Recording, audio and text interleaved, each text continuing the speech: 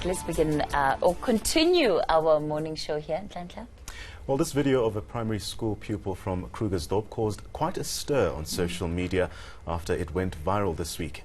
Well, these are just some of the scenes we've seen crop up over time and time again. Over the next few minutes, we'll be talking about the phenomenon and also look at how we can prevent this kind of behavior in the new year. Joining us in studio are clinical psychologists Ruth Ancer and Maano, Ramadwa, a former principal and author who's written a book with tools for educators to tackle challenges in our schools. And certainly before we get into that interview, Nhlanhla, I want us to take a look at one of those incidents that has taken place in schools. Why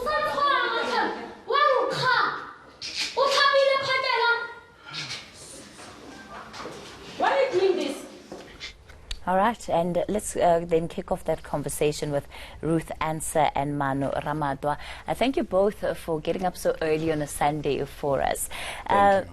You know, the issue, I think, of what is happening in South African schools is perhaps a bit more nuanced than the extreme cases that we see of ill discipline, of violence, but nonetheless all of them are important in terms of the actual learning that takes place and the issues that interject or get in the way of that learning.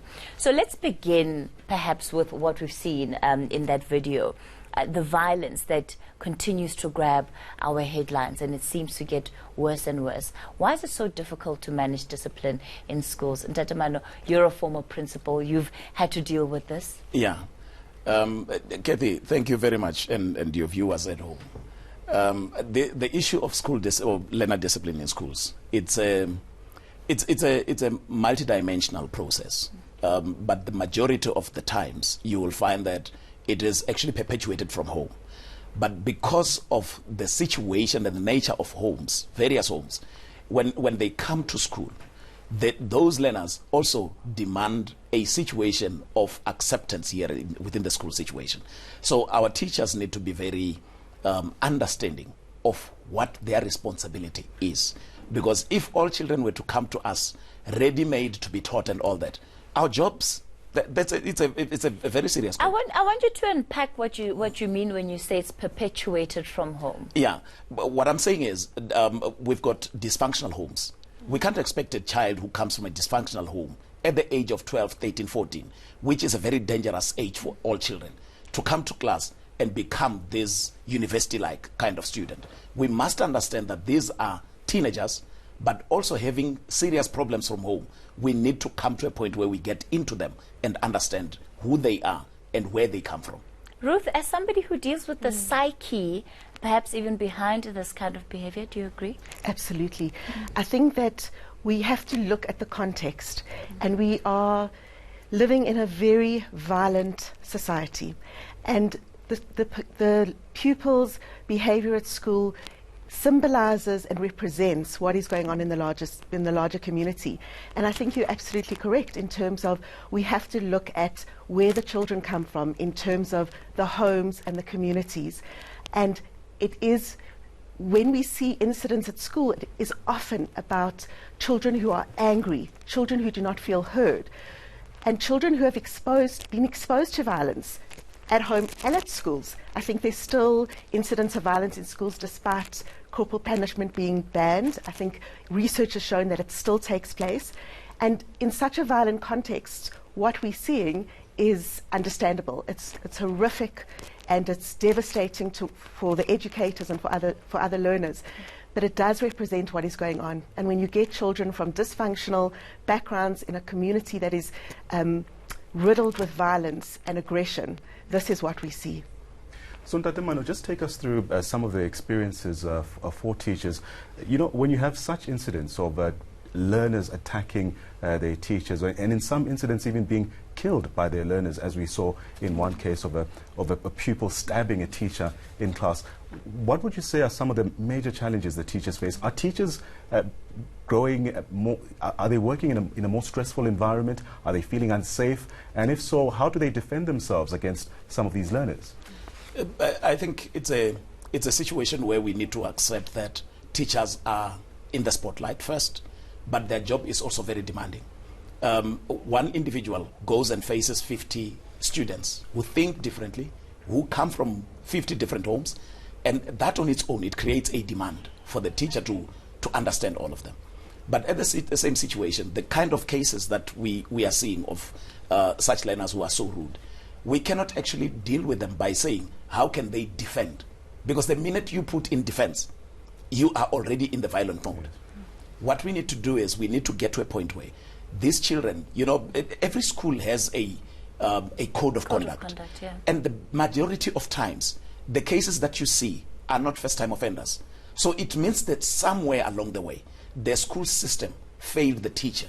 Because if this was picked up earlier and dealt with appropriately in manners that would assist, every school is supposed to have a school-based support team. That on its own, it's a comfort zone for the children who are like that, because the more they disclose the situations at home, the more the teachers who are tasked with that responsibility understand and communicate this. In the long run, the teacher and the learner, they get to understand one another. But if we don't do that, then we leave the teachers at the mercy of this kind of violence. So in your book, you touch a lot on the conduct of teachers.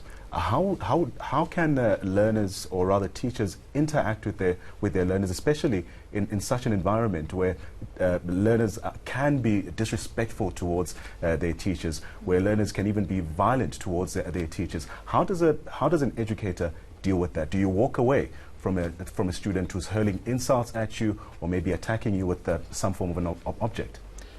It's very technical, because you walk away, you leave 49. And when you leave 49 and something happens in the class, then you're still in trouble. Here is my take on it. Every time when a teacher goes into the class, you need to be spiritually prepared to deal with these children. And as you go in, you find the children and they are at such kind of situation. Make friends. In one of the addresses that I make, I talk about relationships. A teacher must actually create 3 different types of relationships. There must be a relationship of a mentor and mentee. When you're dealing with such a relationship, it means that you are raising this child to grow to become somebody else that you will be proud of. There must be a parental relationship. Once you grow that, you don't have a problem of a child now responding badly to you because this child understands you're a parent. There must also be a friendship, which is a very kind of relationship that has a very thin line, because many teachers end up not controlling that. So there must be that friendship where, when I am a friend of yours, I am able to talk to you about even how I feel. So that on its own, if a child is feeling distressed by whatever, or tempted to get into drugs, because she or he is talking to a friend, they are able to communicate, and these issues can be mediated. Ruth, let me bring you in here. Often the videos that we see are of what happens in township schools, in rural schools. I think perhaps outside of Parktown Boys and a few of the other bullying incidents, we don't often get to see what happens behind the scenes at Model C or even at private schools. But when you then I think locate this understanding of violence as stemming from the home, is it a class issue also, or do you find it across the board? I think what happens is we've got to look at the structure of schools, and with well-organized schools that are resourced, we don't see the kind of overt violence like that. I think what we've been talking about in terms of that relationships, while it's important, it places a lot of burden on teachers who are already overstressed. What we need is structures within schools. We need to put pressure on government and on the Department of Education to make sure that there are social supports. The teachers need support, the teachers need training, but there needs to be counseling for children, there needs to be education for parents, there needs to be someone who can do the kind of things that you've been speaking about. It's very hard to expect teachers to be dealing with the emotional issues with the children as well as trying to educate. And I think that where we're looking at better run schools with strong SGBs and a lot of support from the community, those schools have those facilities. They have social supports.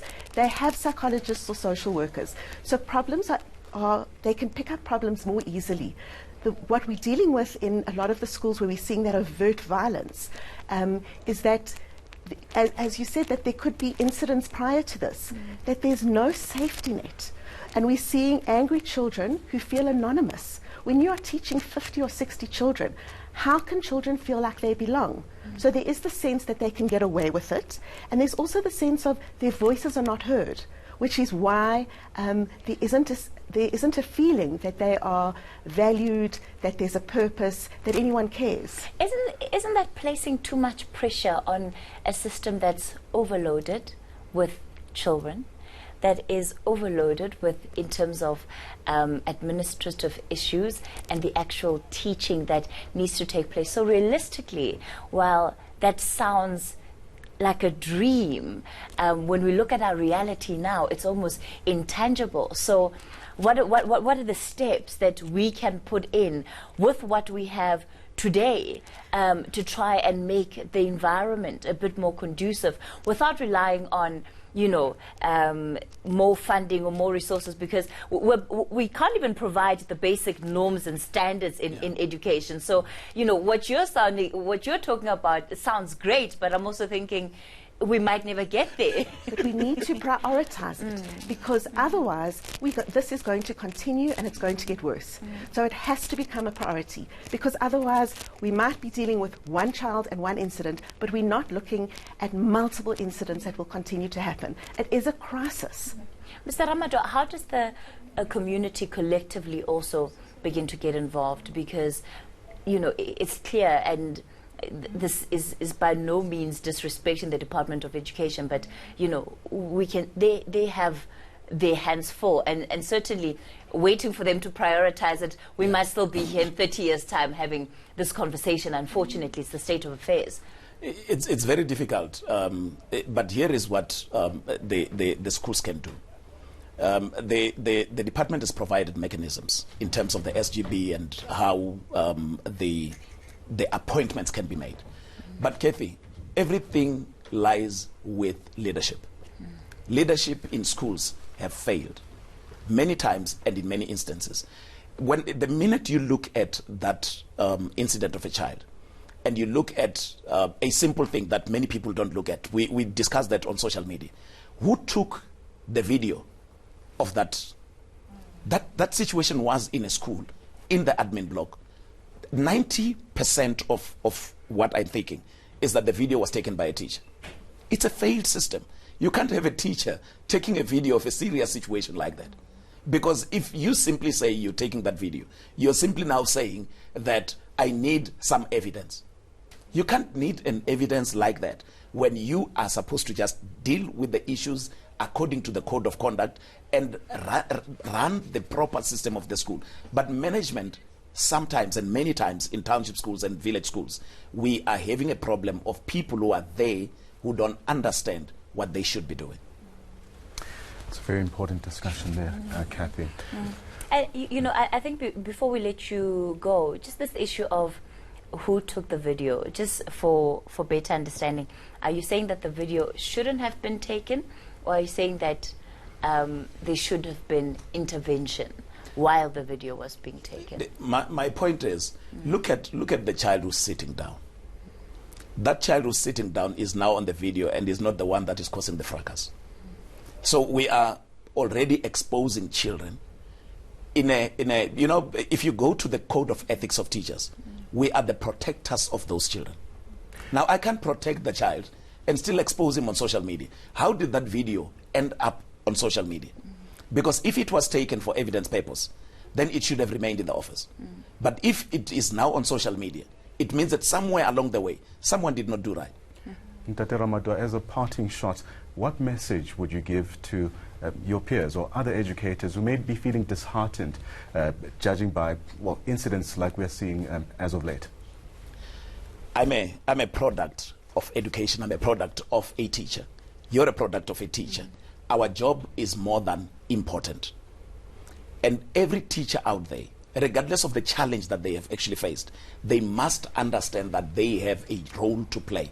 This country is resting solely on the strength of the teachers, and we must just take up responsibility and do what is best within our strengths and collectively move together and take up this responsibility. Every school The principal, when the principal is not doing right, but we have 35 teachers, those teachers can make the school function because they understand. Ruth, your final comment. I do think that it is a very difficult time for teachers where instead of focusing on how to inspire children to learn and be excited about learning, they're thinking about their own safety. And I do feel that being able to turn to colleagues for support, having responsive leaders within the school is useful. And I think it is just a very stressful task for teachers, but I also think that when the teachers get through to the students, because we're not talking about all the students, I think that that can be so important because teachers change lives. Teachers can be superheroes, and I think that sometimes we lose sight of how precious and valuable teachers are when we only focus on these difficult incidents. Oh, they absolutely are superheroes. At least I think the majority of them. You know, their hearts and their minds are in the right places.